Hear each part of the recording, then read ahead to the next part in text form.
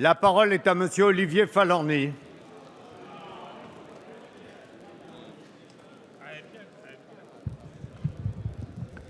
Merci, Monsieur le Président. Monsieur le Premier ministre, vous avez raison. Le salafisme ne doit pas gagner la bataille culturelle et idéologique de l'islam en France. Ce serait d'autant plus grave que le salafisme constitue le carburant du djihadisme. Mais pour gagner cette guerre qui nous est faite, encore faut-il ne pas continuer à vouloir acheter la paix. En abdiquant nos principes, et notamment la laïcité, par faiblesse, par lâcheté ou par calcul.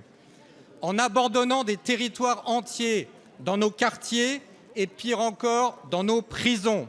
Cette paix à tout prix, nous en payons désormais le lourd tribut.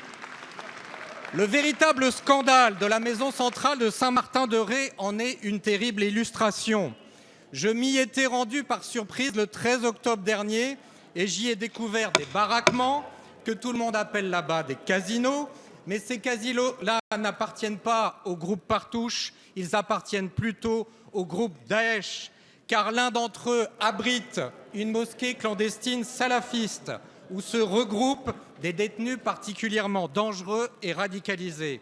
Le 24 novembre, j'avais enfin obtenu de Madame Taubira l'engagement de supprimer ces casinos.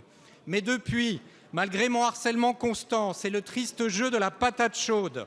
Un jour, on nous renvoie à des travaux lointains, peut-être en 2017. Un autre jour, hier en l'occurrence, un membre du gouvernement mal informé répond à notre collègue Georges Fenech que ces casinos ont été fermés par la directrice de l'établissement, ce qui est totalement faux.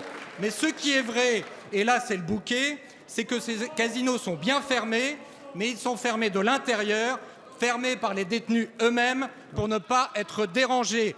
Tout cela a assez duré.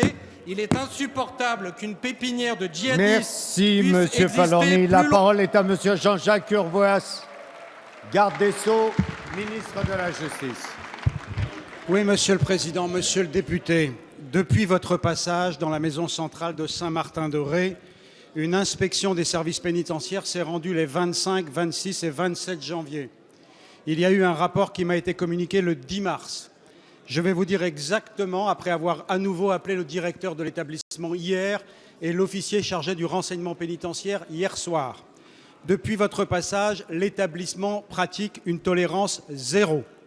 Les 2 détenus identifiés, qui sont les 2 prosélytes, sont placés au quartier à l'isolement depuis fin 2015. Les préfabriqués que vous évoquez font l'objet de visites biquotidiennes des surveillants. Tout le monde peut pénétrer dans cette casino, comme vous l'avez appelé. Comme vous l'avez suggéré, le bâtiment va être détruit, mais il nous faut un appel d'offres pour le détruire. Je ne peux pas envoyer une pelleteuse. Je ne peux pas envoyer une pelleteuse comme ça pour détruire un bâtiment. S'il vous plaît, allez. Mais il faut, et vous l'avez raison, monsieur le député, il faut permettre une activité. Il va y avoir un gymnase qui va être construit à cet endroit. Comme vous l'avez demandé aussi, il y a un officier dédié au renseignement pénitentiaire qui travaille à plein temps dans cette maison centrale depuis janvier 2016. Et il y a un certain nombre de détenus qui font l'objet d'une attention particulière. Monsieur le député, ce que je dis m'engage. Je vous invite donc, y compris accompagné par des journalistes, à vérifier si ce que j'ai dit est faux. Merci, monsieur le garde des Sceaux.